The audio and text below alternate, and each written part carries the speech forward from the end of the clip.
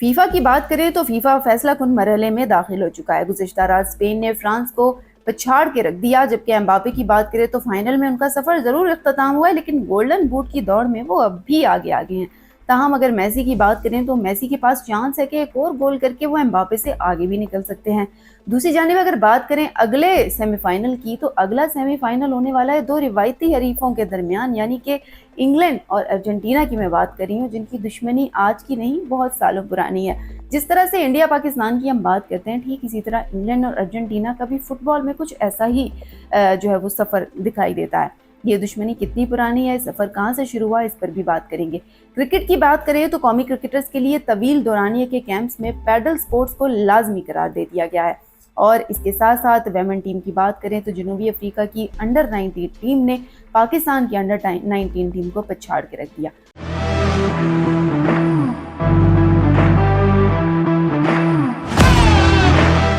अस्सलामुअलैकुम। sportslink.pk पर मुझे कहते हैं अमरीन अली। सबसे पहले मेरी आपसे गुजारिश है कि अगर आप लोगों ने हमारा चैनल सब्सक्राइब नहीं किया तो जल्दी से फ़ोन उठाएं, सब्सक्राइब करें, ताकि आपका और हमारा राबिता मुनक़ता ना हो।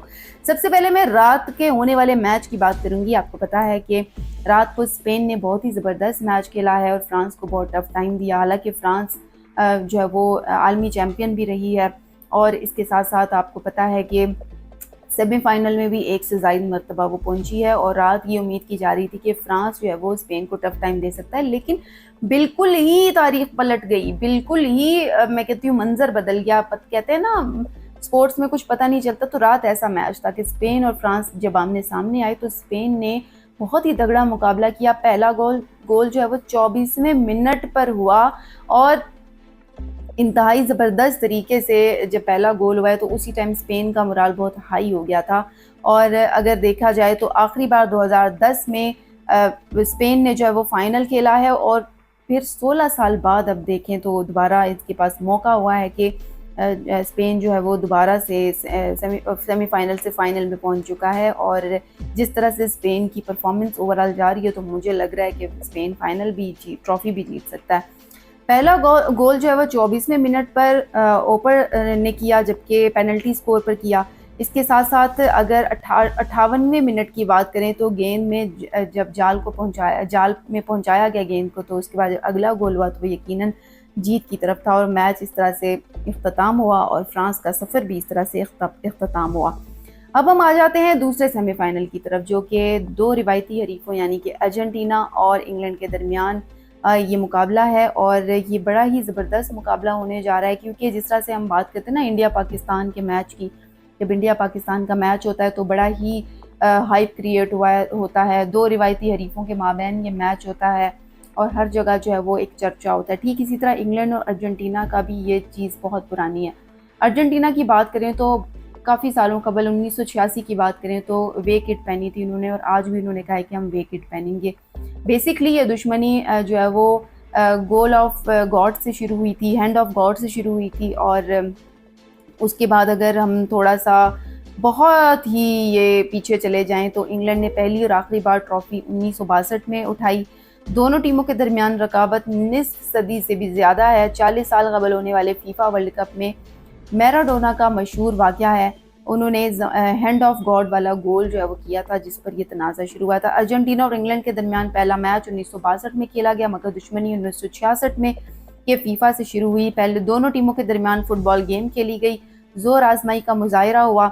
उस वक्त दिफाई चैंपियन इंग्लैंड के खिलाफ इस मैच में अर्जेंटीना के कप्तान एंटोनियो को मुतनाज़ा अंदाज में मैदान से बाहर भेजा गया, लेकिन वो मैदान से बाहर नहीं गए। उस टाइम ना तो येलो कार्ड का कोई सिस्टम था, ना रेड कार्ड का कोई सिस्टम था। 10 मिनट तक वो मैदान से बाहर नहीं गए, जिस पर जो है वो काफ़ी हंगामा शुरू हुआ। फिर मामला यहाँ नहीं रुका, जब इंग्लैंड ने मैच ये 1-0 से जीत लिया तो मुकाबले के बाद इंग्लैंड के कोच अलिफ रमजी ने अर्जेंटीना के खिलाड़ियों को जानवर करार दे दिया। तो उसके बाद दोनों टीमों के दरमियान तल्खी मजीद बढ़ गई। ताहम इंग्लैंड और अर्जेंटीना की देरीना दुश्मनी का सबसे मशहूर मुकाबला जो है वो 1986 में होता है, जब क्वार्टर फाइनल था फीफा का, और फिर अर्जेंटीना और इंग्लैंड आमने सामने थे। फिर हैंड ऑफ गॉड वाला गोल हुआ। कहा तो ये जाता है कि वो जो गोल था वो उन्होंने हाथ से किया था, लेकिन क्योंकि उस टाइम टेक्नोलॉजी नहीं थी और रिव्यू सिस्टम नहीं था, रिव्यू नहीं हुआ, तो बहरहाल रेफरी ने गोल दे दिया, जिस पर खिलाड़ी एहतजाज करते रहे, मगर रेफरी ने अपना फैसला नहीं बदला।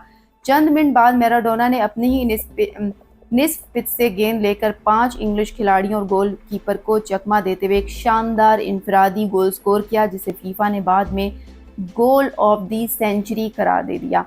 फिर वर्ल्ड कप 1998 आया तो अर्जेंटीना के कप्तान और इंग्लैंड के दरमियान जो है वो पेश आने वाले वाक़े ने इस दुश्मनी को जिंदा किया। फुटबॉल की नाखुशगवार यादों में एक और याद का इजाफा हुआ। 2002 में दोनों टीमें आखिरी बार फीफा कप में एक दूसरे से टकराईं।